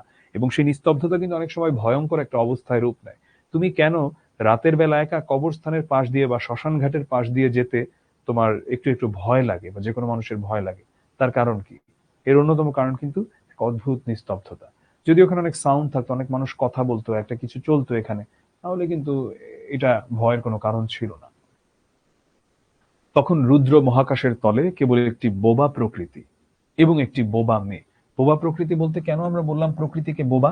কারণ আমরা একটু আগেই বলেছি যে সুভার যেমন সরাসরি কথা বলার ক্ষমতা না থাকলেও তার অভিব্যক্তি এবং তার সেই ইনডিরেক্ট যেই এক্সপ্রেশন গুলো, সেগুলো দিয়েই তার অভিব্যক্তিটা প্রকাশ পায়। একই রকম ভাবে একই জিনিস প্রকাশিত হয়ে থাকে কোথায়? প্রকৃতির মাঝেও। মুখোমুখি চুপ করিয়া বসিয়া থাকিত একজন সুবিস্তীর্ণ রৌদ্রে, আর একজন ক্ষুদ্র তরু ছায়ায়। সুভার যে গুটিকতক অন্তরঙ্গ বন্ধুর দল ছিল না, তাহা নহে। আচ্ছা, তাহলে আমরা দেখলাম যে না, তার কয়েকজন অন্তরঙ্গ বন্ধুও ছিল। গোয়ালের দুটি গাভী, তাহাদের নাম সর্বশী ও পাঙ্গুলি। খুব গুরুত্বপূর্ণ এটা জ্ঞানমূলকের জন্য এবং এটা অবজেক্টিভের জন্য। যে গাভী দুটির নাম কি ছিল? একটা নাম ছিল সর্বশী, আর একটা নাম ছিল পাঙ্গুলি। সে নাম বালিকার মুখে তাহারা কখনো শুনে নাই, কারণ বালিকা তো কথাই বলতে পারে না। কিন্তু তাহার পদ শব্দ, মানে পায়ের যে আওয়াজ, তাহারা চিনিত। তাহার কথাহীন একটা করুণ সুর ছিল। তাহার মর্ম তাহারা ভাষার অপেক্ষা সহজে বুঝিত। মানে ওরাও যেন শুভার মনের কথা বুঝতে পারত। শুভা কখন তাহাদের আদর করিতেছে, কখন ভর্ৎসনা করিতেছে, কখন মিনতি করিতেছে, তাহারা মানুষের অপেক্ষা ভালো বুঝিতে পারিত। সুভা গোয়ালে ঢুকিয়া দুই বাহুর দ্বারা সর্বশীর গ্রীবা বেষ্টন করিয়া তাহার কানের কাছে আপনার গণ্ডদেশ, মানে নিজের গাল ঘর্ষণ করিত, এবং পাঙ্গুলি স্নিগ্ধ দৃষ্টিতে তাহার প্রতি নিরীক্ষণ করিয়া তাহার গা চাটিত। বালিকা দিনের মধ্যে নিয়মিত 3 বার করিয়া গোয়াল ঘরে যাইত, তাহা ছাড়া অনিয়মিত আগমনও ছিল। গৃহে যেদিন কোনো কঠিন কথা শুনিত, সেদিন সে অসময়ে তাহার এই মুখ বন্ধু দুটির কাছে আসিত। মুখ মানে হচ্ছে যেহেতু কথা বলতে পারে না, ওরাও ওর মতো। তাহার সহিষ্ণুতা পরিপূর্ণ বিষাদ শান্ত দৃষ্টিপাত হইতে তাহারা কি একটা অন্ধ অনুমান শক্তির দ্বারা বালিকার মর্মবেদনা, অর্থাৎ ওর মনের কষ্টটা বুঝতে পারত এই দুইটা প্রাণী। এবং শুভার গা ঘেঁষিয়া আসিয়া অল্পে অল্পে তাহার বাহুতে শিং ঘষিয়া ঘষিয়া তাহাকে নির্বাক ব্যাকুলতার সহিত সান্ত্বনা দিতে চেষ্টা করিত। ইহারা ছাড়া ছাগল এবং বিড়াল শাবকও ছিল, কিন্তু তাহাদের সহিত শুভার এরূপ সমকক্ষ ভাবে মৈত্রী ছিল না। আচ্ছা, সেখানে আরো কে ছিল? ছাগল ছিল এবং বিড়াল শাবক ছিল, কিন্তু ওদের সাথে আবার এতটা ভালো সম্পর্ক ছিল না। তথাপি তাহারা যথেষ্ট আনুগত্য প্রকাশ করতো, মানে এরপরেও ওরাও আবার যথেষ্ট আনুগত্য প্রকাশ করতো আমাদের গল্পের শুভার প্রতি। বিড়াল শিশুটি দিনে এবং রাত্রে যখন তখন শুভার গরম কোলটি নিঃসংকোচে অধিকার করিয়া সুখ নিদ্রার আয়োজন করিত, এবং শুভা তাহার গ্রীবা ও পৃষ্ঠে কোমল অঙ্গুলি বুলাইয়া দিলে যে তাহার নিদ্রা কর্ষণের বিশেষ সহায়তা হয়। মানে তার পিঠে আস্তে আস্তে হাত বুলিয়ে দিলেই যে ঘুমিয়ে যায় বিড়ালের বাচ্চাটা, এটার কথাই বলছে। ইঙ্গিতে এরূপ অভিপ্রায় প্রকাশ করিত, মানে ইঙ্গিতে এটাও বুঝাইতে চাইতো ওই বিড়ালের বাচ্চাটা। উন্নত শ্রেণীর জীবের মধ্যে শুভার আরো একটি সঙ্গী জুটিয়াছিল। আচ্ছা, উন্নত শ্রেণীর জীব, কিন্তু তাহার সহিত বালিকার ঠিক কিরূপ সম্পর্ক ছিল তাহা নির্ণয় করা কঠিন, কারণ সে ভাষা বিশিষ্ট জীব, সুতরাং উভয়ের মধ্যে সমভাষা ছিল না। তার কারণ শুভা তো কথা বলতে পারে না, এবং সেই বিড়াল বলো, ছাগল বলো, আর সর্বশী পাঙ্গুলি বলো, ওরাও কথা বলতে পারে না। কিন্তু উন্নত জাতির যে প্রাণীর সঙ্গে তার সম্পর্ক, আমাদের এই গল্পের অন্যতম আরেকটা চরিত্র প্রতাপ, যার প্রেমে পড়ে শুভা, কিন্তু দিন শেষে সে শুভাকে আসলে ভালো দৃষ্টিতে দেখে না, বরং তুচ্ছ তাচ্ছিল্য করে, এবং শুভা যে তাকে নানাভাবে ইমপ্রেস করার চেষ্টা করে সেটাকে সে 2 পয়সা দিয়েও গুনে না। আমরা দেখবো সেই অংশগুলো। গোসাইদের ছোট ছেলেটি, তাহার নাম প্রতাপ। আচ্ছা, বুঝলাম, এটা হচ্ছে ওই বাড়িটার নাম, মানে ও যেই যেই যেই ঘরের ছেলে গোসাইদের। লোকটি নিতান্ত অকর্মণ্য, সে যে কাজকর্ম করিয়া সংসারের উন্নতি করিতে যত্ন করিবে, বহু চেষ্টার পর বাপ মা সে আশা ত্যাগ করিয়াছেন। অকর্মণ্য লোকের একটা সুবিধা এই যে আত্মীয় লোকেরা তাহাদের উপর বিরক্ত হয় বটে, কিন্তু প্রায় তাহারা নিঃসম্পর্ক লোকদের প্রিয় পাত্র হয়, কারণ কোনো কার্যে আবদ্ধ না থাকাতে তাহারা সরকারি সম্পত্তি হইয়া দাঁড়ায়। দেখবা, তোমার যদি কোনো মামা থাকে বা চাচা থাকে বা খালাতো ভাই বোন থাকে, যে হচ্ছে এই মুহূর্তে বেকার আছে, চাকরির প্রস্তুতি নিচ্ছে বা কিছু, দেখবা তাকে নানা রকম কাজকর্ম ধরায় দেওয়ার চেষ্টা করে। এর গায়ে হলুদ হবে, ওর জন্মদিনের অনুষ্ঠান হবে, তার বিয়ে হবে, পারিবারিক এই অনুষ্ঠান হবে, এটা হবে, সেটা হবে, তাকে এগুলা ধরিয়ে দেওয়ার চেষ্টা করে। তো এটাই বলা হচ্ছে যে যেহেতু সে কোনো কাজে আবদ্ধ নাই, সে একটা সরকারি সম্পদের মতো হয়ে যায়। শহরের যেমন একাত্রা গৃহ সম্পর্কহীন সরকারি বাগান থাকা আবশ্যক, তেমনি গ্রামে 2-4টা অকর্মণ্য সরকারি লোক থাকার বিশেষ প্রয়োজন। আচ্ছা, কাজে কর্মে আমোদে অবসরে যেখানে একটা লোক কম পড়ে, সেখানেই তাহাদিগকে হাতের কাছে পাওয়া যায়। একটু কাইন্ডলি এসিটা 26 করে দিও। প্রতাপের প্রধান শখ ছিপ ফেলিয়া মাছ ধরা, ইহাতে অনেক সময় সহজে কাটানো যায়। অপরাহ্নে, সেটার উচ্চারণ কিন্তু অপরাহ্ন, ঠিক আছে, মধ্যাহ্ন, অপরাহ্ন, বনহি, পূর্বাহ্ন, সায়াহ্ন, ঠিক আছে, অপরাহ্ন না, অপরাহ্ন। অপরাহ্নে নদী তীরে ইহাকে প্রায় এই কাজে নিযুক্ত দেখা যেত। আমরা দেখতাম যে সে যে ছিপ ফেলে মাছ ধরছে, কে? আমাদের এই প্রতাপ সাহেব। এবং এই উপলক্ষে শুভার সহিত তাহার প্রায় সাক্ষাৎ হইত। যে কোনো কাজেই নিযুক্ত থাকে, একটা সঙ্গী পাইলে প্রতাপ থাকে ভালো। মাছ ধরার সময় বাক্যহীন সঙ্গী সর্বাপেক্ষা শ্রেষ্ঠ। মাছ ধরার সময় বাক্যহীন সঙ্গী সর্বাপেক্ষা শ্রেষ্ঠ। এই জন্য প্রতাপ শুভার মর্যাদা বুঝিত। এটার উচ্চারণ কিন্তু মর্যাদা নয়, এটার উচ্চারণ মর্যাদা। একইভাবে তোমরা যে রসায়নে পড়ো, সেটার উচ্চারণ পর্যায় সারণী নয়, সেটার উচ্চারণ পর্যায় সারণী। পর্যায়, পোর। সকলেই শুভাকে শুভা বলিত। প্রতাপ আরেকটু অতিরিক্ত আদর সংযোগ করিয়া শুভাকে সু বলিয়া ডাকত। শুভা তেঁতুল তলায় বসিয়া থাকিত, এবং প্রতাপ অনতি দূরে ছিপ ফেলিয়া জলের দিকে চাহিয়া থাকিত। প্রতাপের জন্য একটি করিয়া পান বরাদ্দ ছিল, শুভা তাহা নিজে সাজিয়া আনিত। বুঝা যাচ্ছে, কারণ সে প্রেমে পড়েছে, এখন সে নানাভাবে ইমপ্রেস করার চেষ্টা করছে প্রতাপকে, এবং বোধ করি অনেকক্ষণ বসিয়া বসিয়া চাহিয়া ইচ্ছা করিত প্রতাপের কোনো একটা বিশেষ সাহায্য করিতে, একটা কোনো কাজে লাগিতে, কোনো মতে জানাইয়া দিতে যে এই পৃথিবীতে সেও একজন কম প্রয়োজনীয় লোক নয়। কিন্তু কিছুই করিবার ছিল না। মানুষ যখন প্রেমে পড়ে তখন কিন্তু তার কাছে এটাই মনে হয়, সে যার প্রেমে পড়ে সে নানাভাবে চায় সেই মানুষটার দৃষ্টি আকর্ষণ করতে। সেটা যদি কোনো তার উপকারে আসে, যদি তার কোনো কাজে লাগানো যায়, কোনোভাবে যদি তাকে একটু ইমপ্রেস করা যায়, যদি কোনোভাবে তার মনটা একটু গলানো যায়। তো একই বিষয় এখানে প্রতাপের প্রতি শুভাও করতে থাকে, কারণ শুভা হচ্ছে প্রতাপের প্রেমে বুঁদ হয়ে যায়। এখন সে কিভাবে প্রতাপের একটু উপকারে আসতে পারে, কিভাবে সে প্রতাপকে একটু ইমপ্রেস করতে পারে তার কাজকর্মের দ্বারা, সেটাই সে সব সময় চেষ্টা করতে থাকে। সে মনে মনে বিধাতার কাছে অলৌকিক ক্ষমতা প্রার্থনা করিত। মন্ত্র বলে সহসা, মানে হঠাৎ করে এমন একটা আশ্চর্য কাণ্ড ঘটাতে তার ইচ্ছা করত, যেটা দেখে প্রতাপ আশ্চর্য হয়ে যেত। বলতো, তাই তো, আমাদের আমাদের সূর্যে এত ক্ষমতা, তাহা তো জানিতাম না। মনে করো, শুভ যদি জলকুমারী হইতো, আস্তে আস্তে জল হইতে উঠিয়া একটা সাপের মাথার মণি ঘাটে রাখিয়া যাইত। প্রতাপ তাহার তুচ্ছ মাছ ধরিয়া রাখিয়া সেই মানিক লইয়া জলে ডুব মারিত, এবং পাতালে গিয়া দেখিত রূপার অট্টালিকায় সোনার পালঙ্কে কে বসিয়া? আমাদের বাণীকণ্ঠের ঘরের সেই বোবা মেয়ে সু, আমাদের সু, সেই মণিদীপ্ত গভীর নিস্তব্ধ পাতালপুরীর একমাত্র রাজকন্যা। তাহা কি হইতে পারিত না? তাহা কি এতই অসম্ভব? এই ধরনের চিন্তা ভাবনা ও সবসময় করতো, যে যদি একটা কিছু হয়, একটা কিছু করে তাক লাগাই ফেলবে, একটা কিছু করে অবাক হয়ে ফেলবে। যেমন প্রেমে পড়ার পর অনেক ছেলে ভাবে যে যদি তার এই মানে যেই প্রেমিকা বা প্রেমিকা বলবো না, যাকে তার ভালো লেগেছে, তাকে যদি কোনো গুন্ডা বা কেউ একটু ধরতো টরতো, সে এখানে গিয়ে বাংলা সিনেমার হিরোর মতো একটা সে কিছু একটা করে ফেলতো। তো এইরকম আসলে কিছুই অসম্ভব নয়, কিন্তু তবুও সুপ্রজাশূন্য পাতালের রাজবংশে না জন্মিয়া বাণীকণ্ঠের ঘরে আসিয়া জন্মিয়াছে, এবং গোসাইদের ছেলে প্রতাপকে কিছুতেই আশ্চর্য করিতে পারিতেছে না, কোনোভাবেই পারছে না ইমপ্রেস করতে। শুভার বয়স ক্রমেই বাড়িয়া উঠিতেছে, ক্রমে সে যেন আপনাকে আপনি অনুভব করিতে পারিতেছে, যেন কোনো একটা পূর্ণিমা তিথিতে কোনো একটা সমুদ্র হইতে একটা জোয়ারের স্রোত আসিয়া তাহার অন্তরাত্মাকে এক নূতন অনির্বচনীয় চেতনা শক্তিতে পরিপূর্ণ করিয়া তুলিতেছে। সহজ করে আমি বলি জিনিসটা কি, জিনিসটা আর কিছুই না, জিনিসটা হচ্ছে যে প্রতিনিয়ত তার কাছে এক একটা দিন যাচ্ছে আর তার কাছে মনে হচ্ছে যে এমন ভাবে তার এই হৃদয়টার মাঝে নতুন নতুন অনুভূতিগুলো এসে জন্ম নিচ্ছে, যেন সে আসলে নিজেই বুঝতে পারছে না যে আসলে কি হচ্ছে, কি হচ্ছে। সে আপনাকে আপনি দেখিতেছে, ভাবিতেছে, প্রশ্ন করিতেছে এবং বুঝিতে পারিতেছে না। এখানে বর্ণনা করা হচ্ছে ওর বয়ঃসন্ধি নিয়ে, মানে বয়ঃসন্ধির ঝাঁজে বইছে কিশোরী হাওয়া। সে নিজেও বুঝতে পারছে না যে আসলে তার জীবনে কি কি পরিবর্তন আসছে এবং তার মানসিক পরিবর্তন হচ্ছে, এবং তার মাঝে এমন কিছু অনুভূতির জাগ্রত হচ্ছে যে অনুভূতিগুলো তার এর আগে কখনোই জাগে নাই।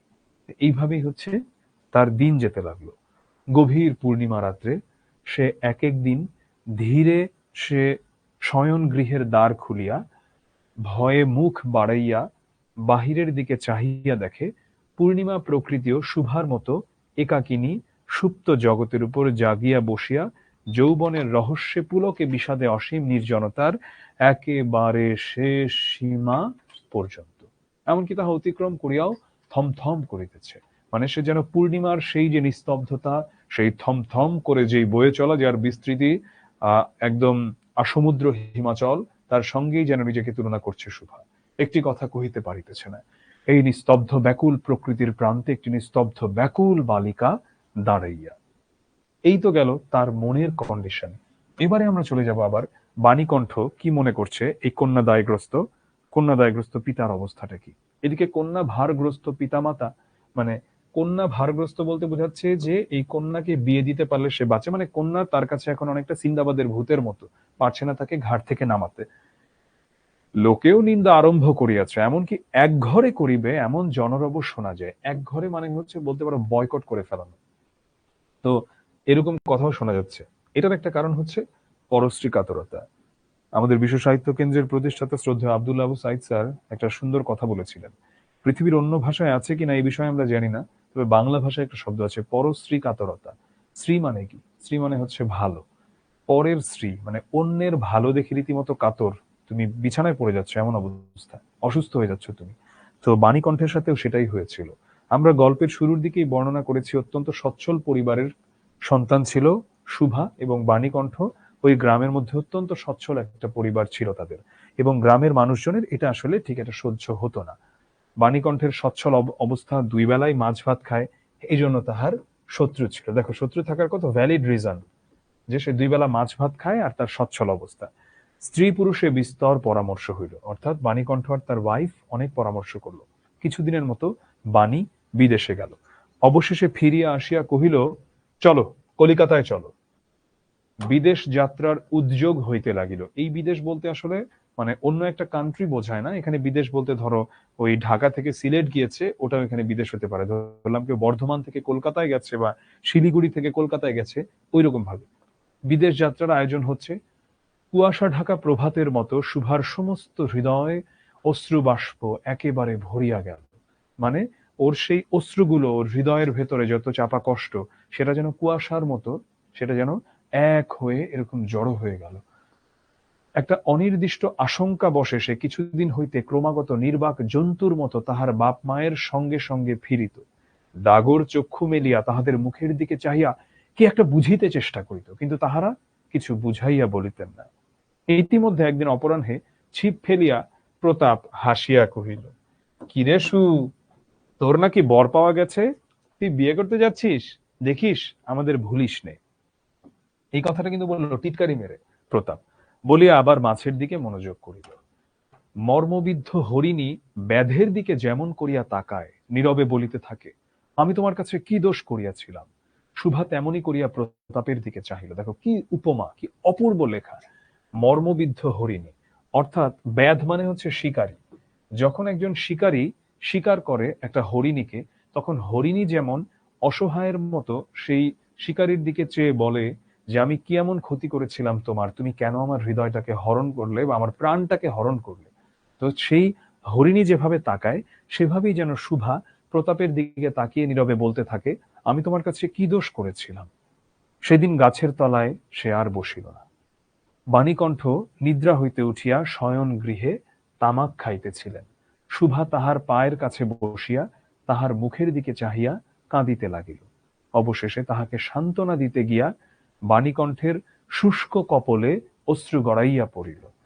বাণীকণ্ঠের শুষ্ক কপলে মানে বাণীকণ্ঠের গালও যেন পানিতে ভরে যাচ্ছে অশ্রুতে। কাল কলিকাতায় যাইবার দিন স্থির হইয়াছে। আগামীকাল ওরা কলকাতায় যাবে এই শুভার বিয়ে উপলক্ষে। শুভা গোয়াল ঘরে তাহার বাল্য সখীদের কাছে বিদায় লইতে গেল। তাহার বাল্য সখীকে সেই সর্বশিয়ার পাঙ্গুলি, কারণ ও চলে যাচ্ছে। এবং যদি তোমরা সনাতন ধর্মের যেই কন্যা দানের রীতি, সেটা কিন্তু একদমই ভিন্ন। এবং সেই সম্প্রদান কারক আমরা যখন পড়েছি, এখন যদিও নতুন কারকের রুলের সম্প্রদান কারক নাই, সম্প্রদান কারক নিয়ে স্বয়ং রবীন্দ্রনাথ ঠাকুরও বলতেন যে সম্প্রদান কারকের আলাদা করে প্রয়োজন নাই, এটাকে কর্মকারকের মধ্যে ফেলে দেওয়া যায়। তো সম্প্রদান কারকে আমরা এটা কেন দেখি, সৎপাত্রে কন্যা দান করো, কারণ আমরা এটা, এই জিনিসটা হচ্ছে সনাতন ধর্মের বিশ্বাস অনুযায়ী। এবং তখনই কিন্তু একটা কন্যাকে যা যা সম্পত্তি দেওয়ার বা যা দেওয়ার গয়না টয়না দিয়ে দেয়, কারণ পরে কিন্তু যে ওয়ারিশ সূত্রে যেমন একটা মুসলিম বা খ্রিস্টান মেয়ে যেমন সম্পত্তির ভাগিদার হয়, ওটা আসলে হিন্দু নারীর ক্ষেত্রে সনাতন ধর্মের বিষয়টা আসলে এমন না। যদিও এখন বেশ কিছু সংস্কার এসেছে, বাংলাদেশের আইনেও এসেছে, তো এখন আর জিনিসটা ওরকম নাই আর কি। যাই হোক, আমরা আলোচনা যেখানে ছিলাম সেখানে থাকি। তো সে কেন সর্বশী পাঙ্গুলিকে এতটা আদর করে চলে যায়, কারণ তার এই প্রস্থান হচ্ছে অনেকটা চিরপ্রস্থানের মতোই। তো সে তাহাদিগকে সহস্তে খাওয়াইয়া, নিজের হাতে খাওয়ালো, গলা ধরিয়া একবার দুই চোখে যত পারে কথা ভরিয়া তাহাদের মুখের দিকে চাহিল। তার কারণ সেই দুটো বোবা প্রাণীর মতো শুভা নিজেও বোবা প্রাণী, মুখ দিয়ে তো কথা বলতে পারবে না, ও চোখ দিয়েই কথা বলে। দুই নেত্র পল্লব হইতে টপ টপ করিয়া অশ্রুজল পড়তে লাগিল। অশ্রুজল শব্দটা কিন্তু একটা ভুল শব্দ।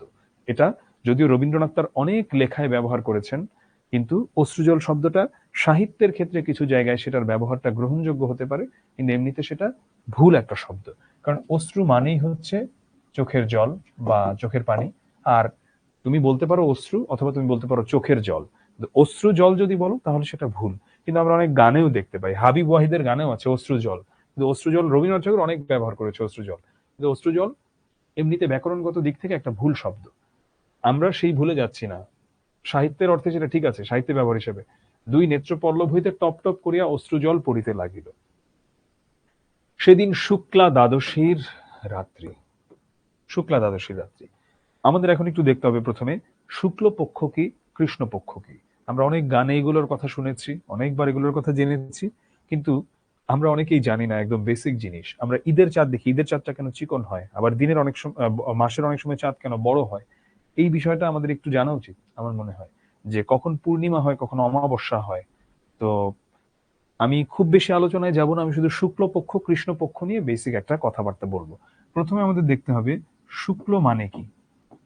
শুক্ল মানে হচ্ছে সাদা বা শুভ্র। আর কৃষ্ণ মানে কি, কৃষ্ণ মানে হচ্ছে কালো। শুক্লপক্ষ আর কৃষ্ণপক্ষের বিষয়টা হলো, চাঁদটার ফরমেশন যদি তুমি দেখো, চাঁদটা কি হয়, চাঁদটা হচ্ছে প্রথমে ও 14 দিন যখন একদম চিকন থাকে, সেটা থেকে আস্তে আস্তে আস্তে বড় হতে থাকে, বড় হতে থাকে। তারপরে ও কি হচ্ছে, ও তোমার 15তম দিনে যে হচ্ছে পূর্ণিমা হয়ে যায়, একদম চূড়ান্ত বড় হয়ে যায়। এরপরে আবার চাঁদটা ছোট হতে থাকে, ছোট হতে হতে এরকম আবার 14 দিন চলে, তাহলে কত দিন গেল, 29 দিন গেল। 30তম দিনে যে ঘুটঘুটে অন্ধকার হয়ে যায়, এটা হলো অমাবস্যা। আবার শুরু হয়, আবার ছোট করে চাঁদটা উঠে, এই সাইকেলটা চলতে থাকে। যখন চাঁদটা আস্তে আস্তে বড় হতে থাকে, অর্থাৎ যখন মানে অমাবস্যা শেষ, এরপরে চাঁদটা যেমন ছোট একটা চিকন চাঁদ, ঈদের চাঁদের মতো আস্তে আস্তে আস্তে বড় হতে থাকে, এটাকে আমরা বলি হচ্ছে শুক্লপক্ষ। কারণ তখন হচ্ছে সাদা হচ্ছে। এবং যখন চাঁদটা জ্যোৎস্নার মানে পূর্ণিমার পরে যখন আস্তে আস্তে আস্তে আস্তে অন্ধকারের দিকে যেতে থাকে, সেটাকে আমরা বলি কৃষ্ণপক্ষ। তার কারণ তখন আস্তে আস্তে কি, আস্তে আস্তে তোমার পূর্ণিমার পরে অন্ধকারের দিকে যাচ্ছে আর কি। তো এই শুক্লপক্ষ কৃষ্ণপক্ষ আমরা বুঝলাম, কিন্তু শুক্লা দ্বাদশী বলতে কি বোঝায়? শুক্লপক্ষের যে 12তম দিন, শুক্লপক্ষের লাস্ট দিন কোনটা? 14তম দিন। কারণ 15তম দিনে হচ্ছে পূর্ণিমা হয়ে যাবে, এবং 15তম 16তম দিনে হচ্ছে আবার তখন কৃষ্ণপক্ষের দিকে যেতে থাকবে। তো এই জন্য শুক্লা দ্বাদশী, শুক্লা দ্বাদশীতে আমরা বুঝতে পারি চাঁদটা যথেষ্ট বড়, কারণ আর 2 দিন পরেই হচ্ছে পূর্ণিমা। তো চাঁদটা যথেষ্ট বড় চাঁদ, এবং চারিদিকে থই থই করছে আলোয়। শুক্লা দ্বাদশীর রাত্রি শুভা শয়ন গৃহ হইতে বাহির হইয়া তাহার সেই চিরপরিচিত নদী তটে স্বল্প শয্যায় লুটাইয়া পড়িল, এবং সে তার শোবার ঘর থেকে বের হলো, এবং তার সেই চিরপরিচিত নদী তট, কারণ ওর বাসাটা তো হচ্ছে, ওর ঘরটা হচ্ছে নদীর পাশেই, সে সেখানে কি করলো, লুটে পড়লো। যেন ধরণীকে, এই মানে অর্থাৎ এই পৃথিবীকে, এই প্রকাণ্ড মুখ মানবতাকে, এই প্রকাণ্ড মুখ মানবতাকে, কথা বলতে পারে না তো, 2 বাহুতে ধরিয়া বলিতে চাহে, তুমি আমাকে যাইতে দিও না মা, আমার মতো 2টি বাহু বাড়াইয়া তুমিও আমাকে ধরিয়া রাখো। তুমি আমাকে যাইতে দিও না মা, আমার মতো 2টি বাহু বাড়াইয়া তুমিও আমাকে ধরিয়া রাখো। এখানে মা বলতে কি বোঝানো হয়েছে? এই মা বলতে কিন্তু ওর জন্মদাত্রী মায়ের কথা বলে নাই, বরং এখানে পৃথিবীকে বা ধরণীকেই সে মা হিসেবে উল্লেখ করেছে। তো এই হলো গিয়ে আমাদের আজকের গল্প, যদি এটা সংক্ষেপিত, পূর্ণাঙ্গ গল্পটা আরো একটু বড়, যে এই গল্পটা মানে রবীন্দ্রনাথ ঠাকুরের যে মূল গল্পটা। তো আমি একটু চ্যাটে চলে যাই, একটু চ্যাটটা ওপেন করি। গল্প নিয়ে তোমাদের মনে কোনো প্রশ্ন আছে কিনা আমি একটু তোমাদের কাছ থেকে একটু জানতে চাই, তারপরে আমি একটু পোল টোলে যাব। ক্লাসের এখনো বেশ কিছুক্ষণ আছে, একটু চ্যাটটা একটু পজ করি, শব্দার্থগুলা একটু পড়াই। হুম, আচ্ছা আচ্ছা, কোনো প্রশ্ন নাই, এটা একজন বলেছে, ঠিক আছে। পিতামহ মানে হচ্ছে দাদা। আচ্ছা, ডিডিটা হচ্ছে একটা উপাধি, এটা হচ্ছে যারা লিটারেচারের জন্য এই উপাধিটাকে দেওয়া হয়। আচ্ছা, আমি একটু চ্যাটটা আবার পজ করি এখন। আমি এখন এই চ্যাটটা একটু পজ করছি, আমি জাস্ট এই অংশটা একটু পড়িয়ে নিই, তারপরে আমি তোমাদের প্রশ্ন সবগুলো নিব। গর্ভের কলঙ্ক কেন বলেছে সুধাকে? কারণ সন্তান হিসেবে তাকে কলঙ্ক হিসেবে ধরা হয়, এবং এটা আমাদের গ্রামের বা আমাদের দেশে এখনো এই ধরনের মানুষ ভাবে, মানুষের চিন্তা ভাবনা যে এখনো খুব উন্নত হয়ে গেছে তা নয়। এই প্রতিবন্ধী যদি জন্মায়, ভাবে এটা একটা অভিশাপ। সুদীর্ঘ পল্লব বিশিষ্ট মানে কি, মানে হচ্ছে পল্লব মানে হচ্ছে পাতা, মানে হচ্ছে বড় পাতা, দীর্ঘ মানে তো বড়। তো এটা হচ্ছে চোখের পাতাকে বুঝিয়েছে, যে শুভার চোখের পাতা অনেক বড়। ওষ্ঠাধর মানে কি, ওষ্ঠ আর অধর মানে উপরের আর নিচের ঠোঁট, এটা বোঝানো হয়েছে। কিশলয় মানে হচ্ছে গাছের নতুন পাতা বা কচি পাতা। তর্জমা মানে অনুবাদ, এর আগে বলেছি। অস্তমান মানে যেটা ডুবে যাচ্ছে এমন। অনিমেষ মানে হচ্ছে কোনো পলক পড়ছে না, পলক, অপলক, যে অপলক চোখে তাকিয়ে থাকে এরকম। আচ্ছা, উদয়াস্ত মানে কি? উদয়াস্ত মানে হচ্ছে উদয় যোগ অস্ত, এখান থেকে উদয়াস্ত, ওয়েট, এটা মানে হচ্ছে ওঠা ও ডুবা। মানে উদয় মানে ছোট, যে সূর্যোদয় হয়, সূর্যাস্ত হয়, মানে সূর্য উঠে সূর্য ডুবে, ওটাকে বোঝানো হচ্ছে। ছায়ালোক মানে কি? কোনো বস্তুর উপর আলো পড়লে যে প্রতিবিম্বটা হয়, রিফ্লেকশন, সেটাকে হচ্ছে আমরা বলি, মানে সরি, নট রিফ্লেকশন, মানে ছায়া কি এটা তোমরা বুঝো, so আলাদা করে আমি আর ছায়ালোক বুঝাইতে যাচ্ছি না। বিজন মহত্ব কি? কোলাহল মুক্ত প্রকৃতির অবস্থার যে আকর্ষণীয় দিক, অর্থাৎ কোলাহল মুক্ত, যেখানে প্রকৃতিতে কোনো শব্দ নাই, এটার তো একটা মানে, এটার তো একটা ভালো লাগা আছে, তাই না? এটার তো একটা অনেক বড় ভালো লাগা আছে, এটাই আর কি। বিজন মানে জনশূন্য, নির্জন, মহত্ব মানে অবদান, সেটা আর কি। তন্নি মানে ক্ষীণ ও সুগঠিত অঙ্গ বিশিষ্ট, তন্নি মানে এমনি তো দেহ নর্মাল। বাখারি মানে কি, যে বাখারি দিয়ে ওদের বাসাটা ছিল। কাঁধের দুদিকে দুপ্রান্তে ঝুলিয়ে নেওয়া, ঝুলিয়ে বোঝা বহনের বাঁশের ফালি, ওইটা দিয়ে হচ্ছে মানে ওদের বাসাটা বানানো ছিল আর কি, ঢেকিশালা, যে ঘরে ঢেকি রাখা হয়। এখনকার দিনে তো এগুলো নাই, তোমরা গুগল করে দেখতে পারো। এই জিনিস এখন মিউজিয়ামে থাকে। গার্হস্থ্য সচ্ছলতা, পারিবারিক দৈনন্দিন জীবনের সচ্ছলতা। চিরনিস্তব্ধ হৃদয় উপকূল, শান্ত হৃদয়। নিস্তব্ধ হলো আলোড়নহীন অবস্থা, আর উপকূল হলো কুলের সজীব। এগুলো এগুলো আসলে আলাদা করে তেমন কিছু বোঝানোর মতো নাই। চিরনিস্তব্ধ হৃদয় উপকূল বলতে বোঝানো হচ্ছে শান্ত হৃদয়। ঝিল্লির অপূর্ণ, এটা আমি বুঝিয়েছি, মানে হচ্ছে ঝিঝি পোকা, ঝিল্লি মানে ঝিঝি। বিজন মূর্তি মানে একদম নির্জন অবস্থা, জনমানব শূন্য অবস্থা। গণ্ড দেশ মানে হচ্ছে গাল, মুখ মানে বোবা। বিষাদ শান্ত মানে কি, মানে হচ্ছে অনেক বিষণ্ণ আর কি এমন। পূর্ণিমা তিথি মানে হচ্ছে চাঁদের পরিপূর্ণ রূপ হওয়ার সময় যেটা। কন্যা ভারগ্রস্ত পিতামাতা বলেছি, কপল মানে গাল বলেছি, নেত্রপল্লব মানে চোখের পাতা, শুক্লা দ্বাদশী মানে বুঝিয়েছি চাঁদের 12তম দিন। ঠিক আছে। শুভা গল্পটি রবীন্দ্রনাথ ঠাকুরের বিখ্যাত গল্পগুচ্ছ থেকে নেওয়া হয়েছে। বাক প্রতিবন্ধী কিশোরী শুভার প্রতি লেখকের যে হৃদয় নিংড়ানো ভালোবাসা ও মমত্ববোধ, সেটাই আমরা এখানে দেখতে পাই। সে কথা বলতে পারে না। মা মনে করে এটা তার নিয়তির দোষ, কিন্তু বাবা তাকে ভালোবাসেন। আবার কেউ তার সঙ্গে মেশে না, খেলে না, যেটা আমাদের দেশে হয়, যে অনেকে প্রতিবন্ধীদের নিয়ে মজা করে, যেটা খুবই অমানবিক একটা কাজ। কিন্তু তার বিশাল একটি আশ্রয়ের জগৎ আছে। যারা কথা বলতে পারে না, সেই পোষা প্রাণীদের কাছে সে মুখর, অর্থাৎ মুখর বলতে তার সাথে তাদের কথায় আবার ওরা পরিপূর্ণ। তাদের সে খুবই কাছের জনার। বিপুল নির্বাক প্রকৃতির কাছে সে পায় মুক্তির সনদ। শুভা গল্পের মাধ্যমে রবীন্দ্রনাথ ঠাকুর বিশেষ চাহিদা সম্পন্ন শিশুর মন ও চিন্তা, আবেগ ও অনুভূতির সূক্ষ্মতর দিকগুলো উপস্থাপন করেছেন। সমাজে বিকশিত সেসব শিশুর প্রতি সকলের মমত্বশীল দৃষ্টিভঙ্গি প্রস্তুতে সহায়তা করে এই গল্প। আচ্ছা, মেহেদি, আমরা কি একটু কাইন্ডলি এখন পোল ওপেন করতে পারি? হ্যাঁ, আমি তোমাকে বলবো, এখান থেকে আমি সিগন্যাল দিব উত্তর কত। তোমরা হচ্ছে এখন সবাই অ্যান্সার করবা পোল। এই পোল শেষ হবে, তারপরে আমি তোমাদের প্রশ্নোত্তর নিব। ঠিক আছে মেহেদি?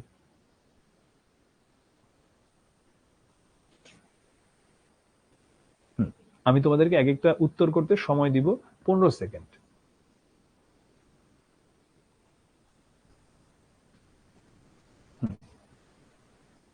ঝটপট অ্যান্সার করো, ঝটপট অ্যান্সার করো।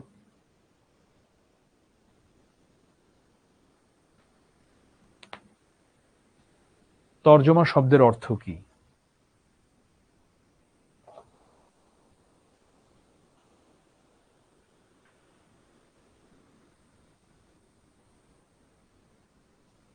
হ্যাঁ মেহেদি, শেষ করে দিই আমরা। তর্জমা শব্দের অর্থ হচ্ছে অনুবাদ।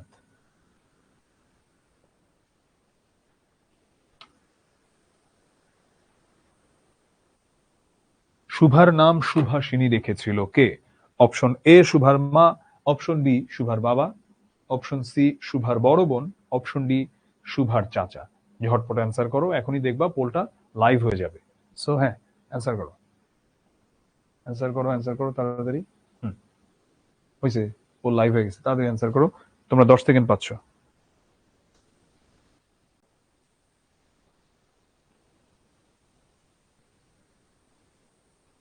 শেষ করে দাও মেহেদি। শুভার বাবা। শুভার নাম সুভাষিনী রেখেছিল শুভার বাবা।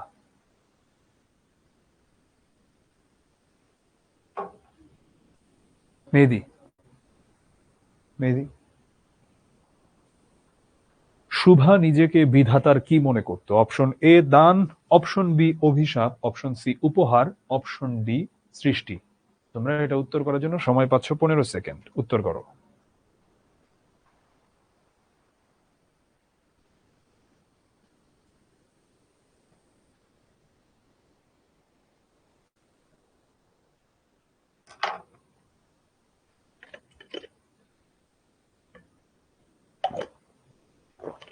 শেষ করে দাও। এটার উত্তর হচ্ছে অভিশাপ। শুভা নিজেকে মনে করতো সে বিধাতার একটা অভিশাপ। মেহেদি, শুভার পুরো নাম কি? Option A Shubhamati, option B Suprabhamoyee, option C Sabharani, option D Subhashini. ঝটপট উত্তর করো।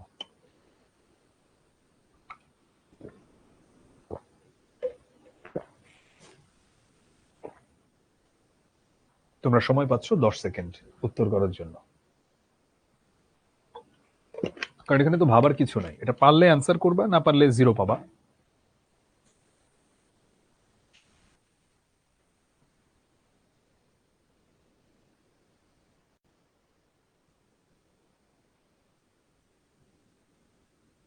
এটা কি ডান? আচ্ছা, শুভার পুরো নাম হচ্ছে সুভাষিনী। হ্যাঁ, শেষ। উন্নত শ্রেণীর জীবের মধ্যে শুভার যে সঙ্গীটি ছিল সে কে? মেহেদি। তোমরা সময় পাবা 15 সেকেন্ড এটার জন্য।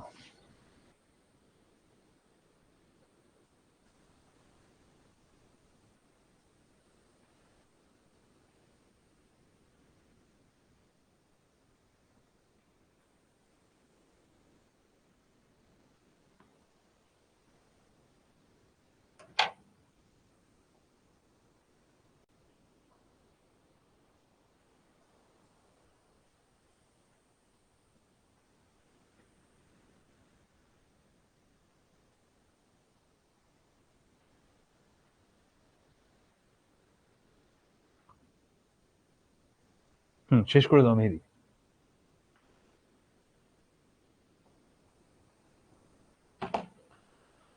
সো সে ছিল কে? সে ছিল হচ্ছে আমাদের প্রতাপ। এই ছিল আমাদের আজকের ক্লাস। এবারে প্রশ্নোত্তরের সময়। তোমরা প্রশ্ন করো। আমাদের হাতে আছে বেশ খানিকটা সময়। প্রশ্ন করো তোমরা, যদি তোমাদের মনে কোনো প্রশ্ন থেকে থাকে। আর যদি প্রশ্ন না থাকে তাহলে সেটাও।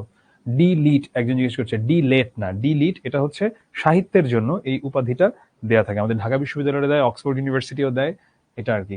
কচি কিশলয় মানে হচ্ছে কচি পাতা বোঝানো হয়েছে এটা দিয়ে। হ্যাঁ, আমার একটা প্রশ্ন ছিল, আমি কি প্রশ্ন এখন করতে পারি? হ্যাঁ, ইয়াসিন আরাফাত প্লিজ করো। ললাট মানে কি ভাগ্য নাকি কপাল? এই তো প্রত্যেকের তো প্রতিশব্দ, কি বলছো এটা? শুভার মায়ের নাম এখানে উল্লেখ করার নাই। রুদ্র মহাকাশ বলতে এখানে মূলত বোঝানো হচ্ছে ওই উপমার মধ্যে যে মানে সমগ্র মহাকাশ, এটা কি বোঝানো হচ্ছে আর কি এখানে। যদিও রুদ্র শব্দটার অন্য একটা অর্থ আছে, মানে হচ্ছে তেজস্বী। ভাই একটা রিকোয়েস্ট প্লিজ ফেলবেন না, হয়তো এটা টপিকের বাইরে, কিন্তু আপনার মুখ থেকে কাজী নজরুলের একটা কবিতা শুনতে চাই। তুমি শিখবো জিতবো একটা পোস্ট দিও, আমি ইনশাল্লাহ চেষ্টা করব।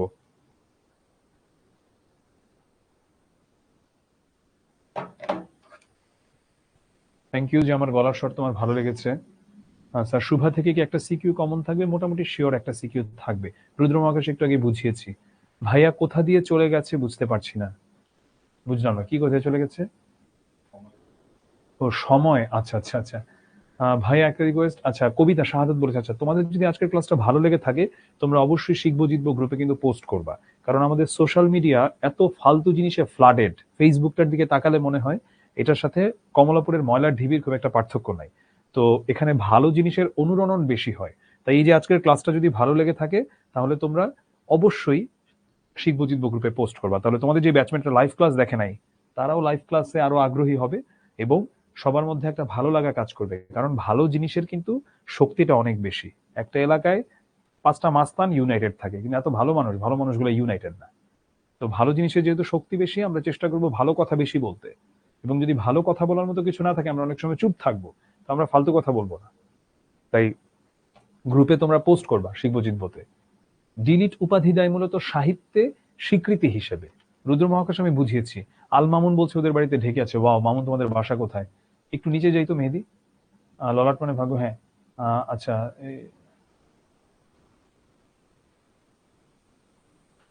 একজন বলেছে সিয়ামুল যে বাংলাদেশের স্বাধীনতা আগে রচনা হয়েছিল, বাংলাদেশ শব্দটা বাংলা ভাষায় যে মানুষগুলো কথা বলতো তাদের নিয়ে যে অঞ্চলটা, ওটাকে বাংলাদেশ বলা হতো। বাংলাদেশের জন্ম তো 1971-এ, সেটা রবীন্দ্রনাথের মৃত্যুর অনেক পরে। রবীন্দ্রনাথ 1941-এ মারা গেছে। রবীন্দ্রনাথ ঠাকুর কি শুভাকে নিজে দেখেছিলেন? শুভাকে নিজে দেখবে কিভাবে রবীন্দ্রনাথ ঠাকুর? এটা তার গল্পের একটা চরিত্র। কি ধরনের প্রশ্ন এটা? অপরাহ্নে কি স্যার? অপরাহ্ন মানে বিকেল বেলা আর কি। এটা আসলে শস্পসজ্জা কেন লিখছে আমি বুঝতে পারছি না। এটা হচ্ছে পুষ্পসজ্জা হতে পারে, যেটা হচ্ছে ফুলের সজ্জা সেটা। আমি শুনেছি রবীন্দ্রনাথ ঠাকুর নাকি ঢাবির বিরুদ্ধে ছিল। কিশলয় কি ভাইয়া? কচি পাতা। হুম। তরুর মর্মর মানে কি? এটার মানে হচ্ছে যে তোমার শুকনো পাতার যে শব্দ, শুকনো পাতা ধরো থাকে না শীতকালে, তুমি এটার উপর দিয়ে পাড়া দিলে কিন্তু একটা সাউন্ড হয়, এই সাউন্ডটাকে মর্মর বলা হয় আর কি। শুভা গল্পের আবার পরের কাহিনী আসবে কিভাবে? গল্পের লাস্টে কি হয়েছিল? এটাই, এতটুকুই গল্প, গল্পের লাস্টে আর কিছু হয় নাই। ভর্ৎসনা মানে হচ্ছে ধরো অনেক বকাঝোকা করা, এরকম। এমন ক্লাস প্রতিদিন চাই। প্রতিদিন তো বাংলায় এমন ক্লাস নেওয়া সম্ভব হবে না, বাংলার এত ক্লাস থাকবে না, আবার যখন যখন নিব ইনশাল্লাহ ভালোই লাগবে। একজন জিজ্ঞেস গোসাইদের, এটা হচ্ছে ওর ওই ফ্যামিলিটার নাম প্রতাপের, গোসাই।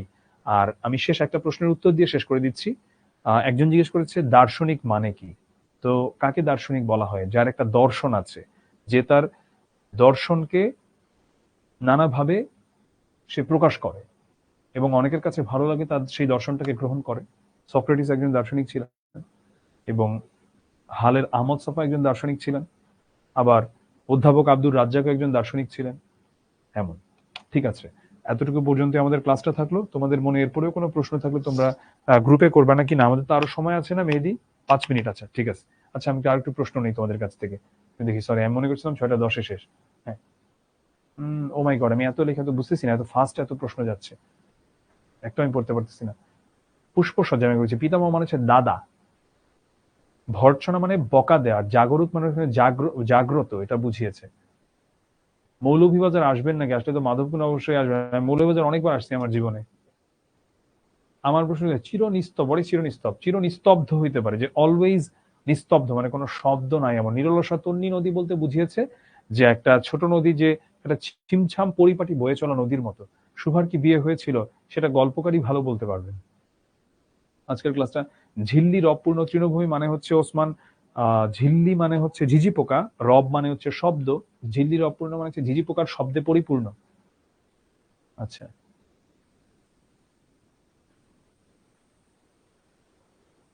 নিখিলেশ মানে কি? এখানে নিখিলেশ আসলো কোথা থেকে এখানে? Thank you.